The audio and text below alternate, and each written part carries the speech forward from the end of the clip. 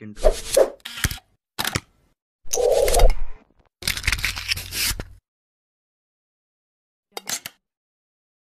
Assalamualaikum warahmatullahi wabarakatuh. Bagaimana kabarnya kelas 3 semuanya? Semoga di semester 2 ini kelas 3 lebih semangat belajarnya, ditingkatkan lagi belajarnya, dan juga jaga kesehatan. Pada minggu ini, anak kelas 3 akan menerima materi PAI dari Pak Miftah tentang kisah keteladanan Nabi Ibrahim dan Nabi Ismail. Silakan disimak videonya agar anak-anak paham dan mengerti apa yang Pak Miftah sampaikan. Kisah keteladanan Nabi Ibrahim.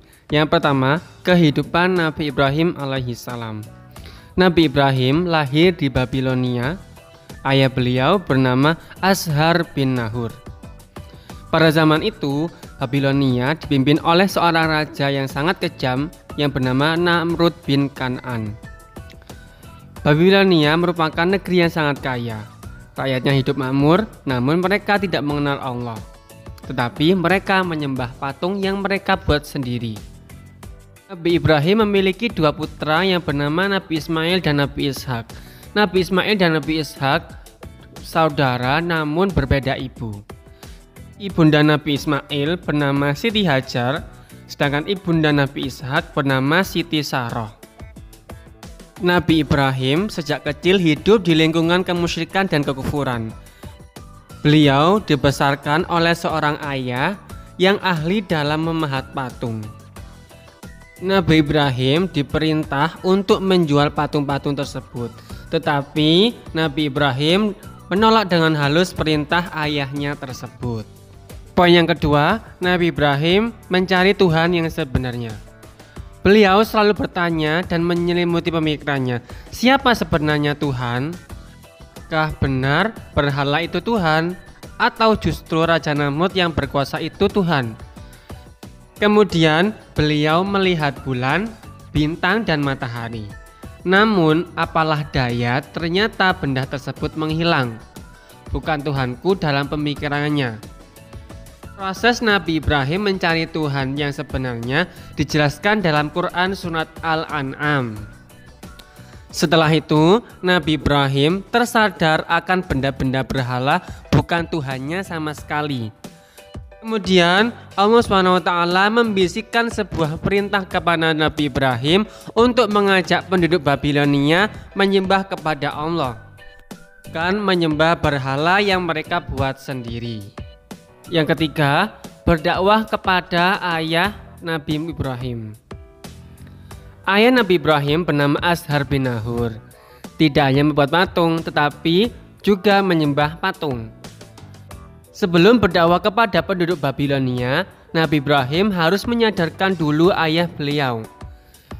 Sebagai anak, Nabi Ibrahim terus berusaha agar dapat menyelamatkan ayah beliau dari kekufuran yang menolak ajaran Allah SWT.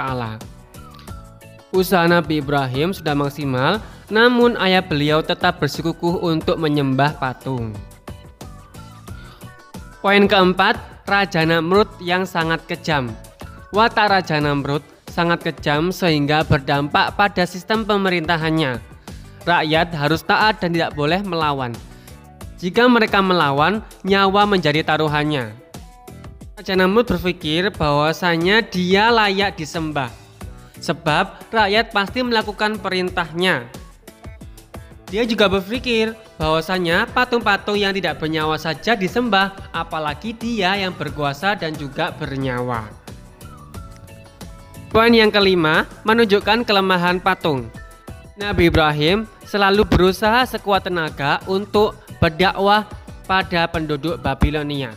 Namun, penduduk tetap bersikukuh untuk menyembah patung yang mereka buat sendiri. Raja Namrud beserta penduduk mengkosongkan kampungnya yang sudah menjadi tradisi setiap tahun.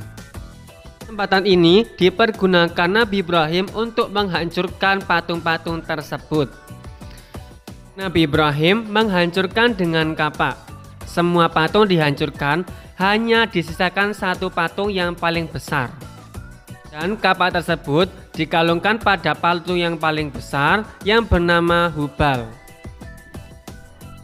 Poin yang keenam, akibat perbuatan Nabi Ibrahim.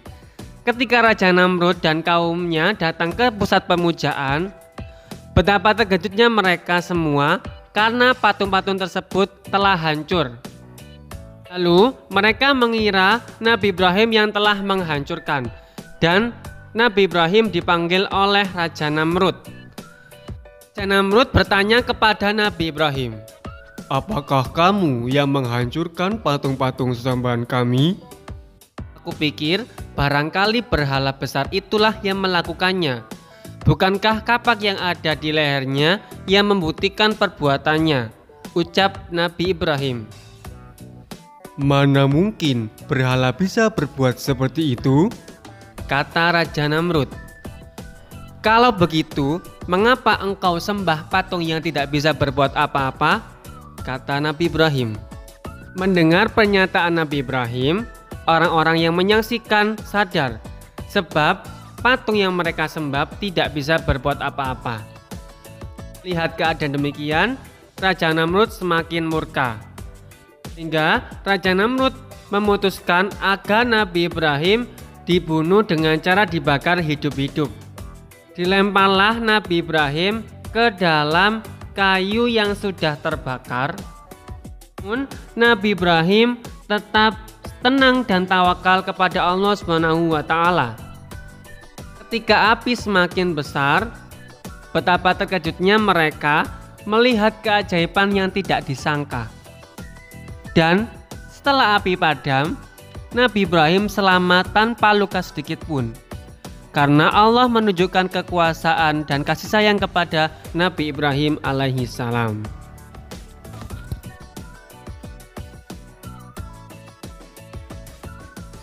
Pemirsa, akhiri video pembelajaran ini. Semoga anak-anak lebih mudah memahami dalam video pembelajaran ini. Dan jangan lupa anak-anak mengerjakan soal yang sudah ada pada link website sekolah. Terima kasih. Wassalamualaikum warahmatullahi wabarakatuh.